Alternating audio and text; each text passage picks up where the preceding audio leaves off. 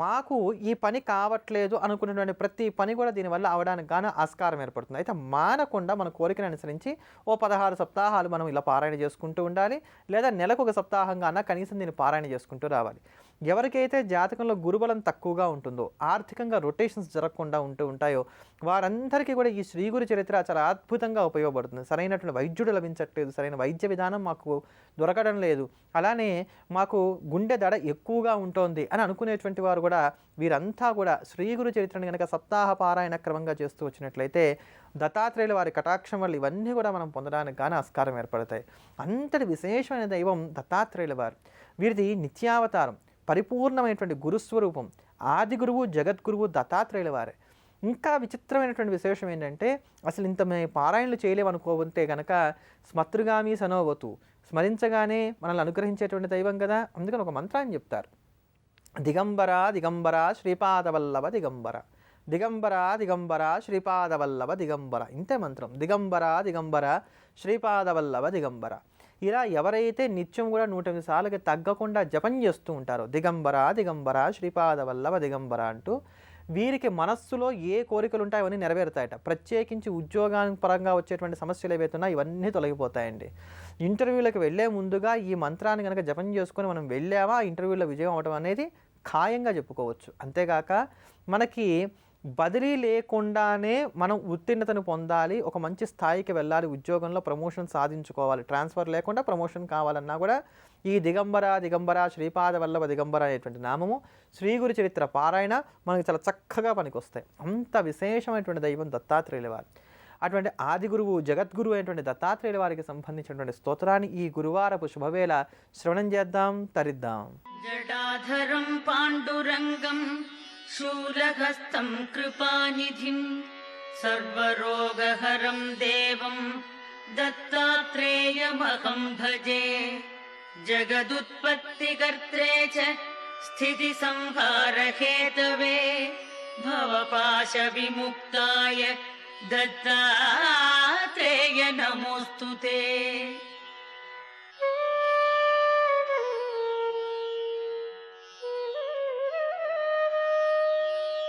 జరాజన్మ వినాశాయ దేహశుద్ధికరాయ చ దిగంబర దయామూర్తే దత్తాత్రేయ నమోస్తుతే. కర్పూర కాంతి దేహాయ బ్రహ్మమూర్తిధరాయ చ వేదశాస్త్ర పరిజ్ఞాయ దత్తాత్రేయ నమోస్తుతే.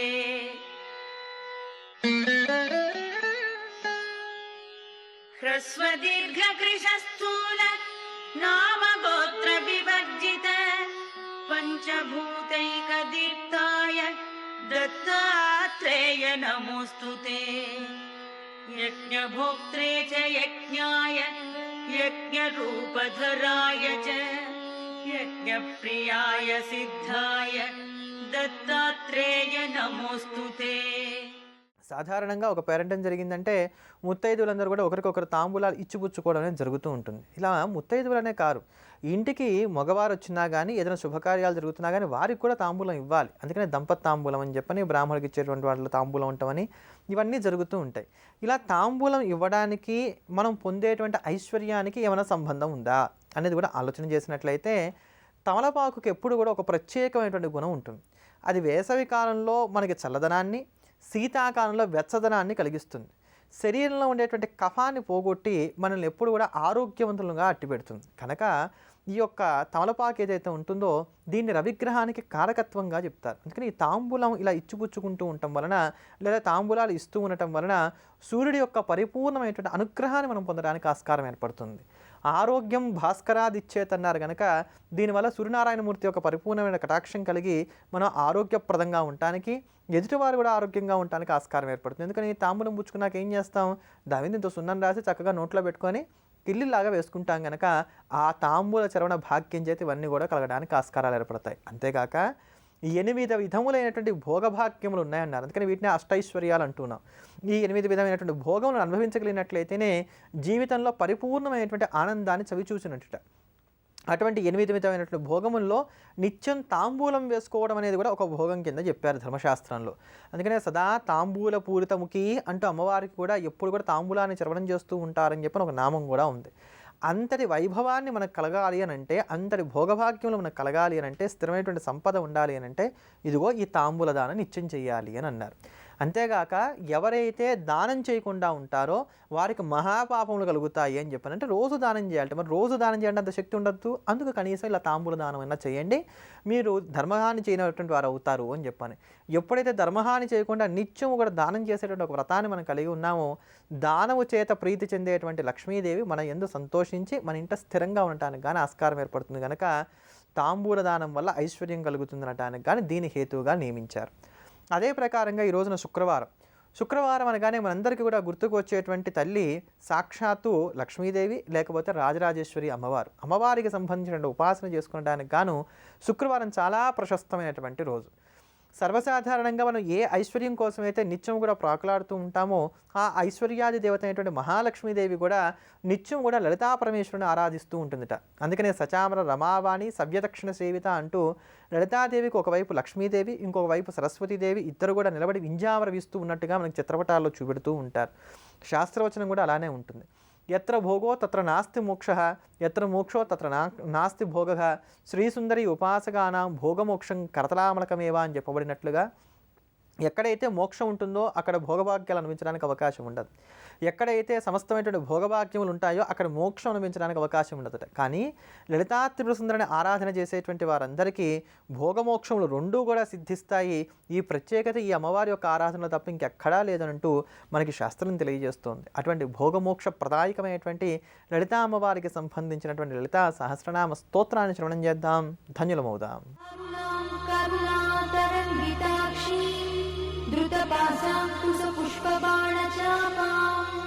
अणिमाधिविरावृतां मयूखैः अहमित्येव विभावये भवानी ध्यायेत् पद्मासनस्थां विकसितवदनां पद्मपत्रायताक्षी हेमाभां पीतवस्त्रां करकलितलसद्देव पद्माम्बराङ्गी सर्वालङ्कारयुक्तां सततमभयदां भक्तनम्रां भवानी श्रीविद्यां शान्तमूर्तिं सकलसुरन्तां सर्वसम्पत्प्रदात्री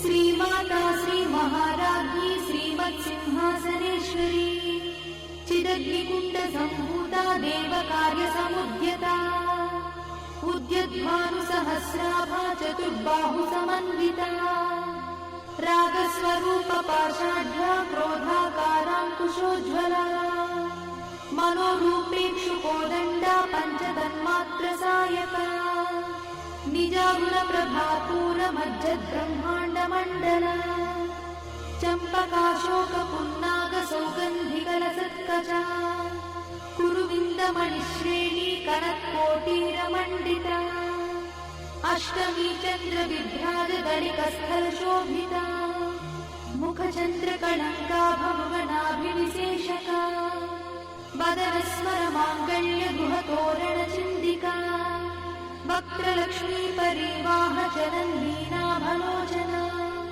नवचम्पकपुष्पाभनासा दण्डविराजिता ताराकान्तितिरस्कारिनासाभरणभूषिता कदम्बमञ्जरीक्लुप्तकर्णपूर्णमनोहरा ताटङ्कयुगडीभूततपनोडुपमण्डला पद्मरागशिलादर्शपरिभाविकपोलभूः नवविद्रुमबिम्बश्रीन्यक्कारिरदनच्छदा शुद्धविद्याङ्कुराकारद्विजपङ्क्तिद्वयोज्ज्वला कर्पूरवीटिकामोदसमाकर्षद्दिगन्तरा निजसल्लापमाधुर्यविनिर्भर्सितकच्छपी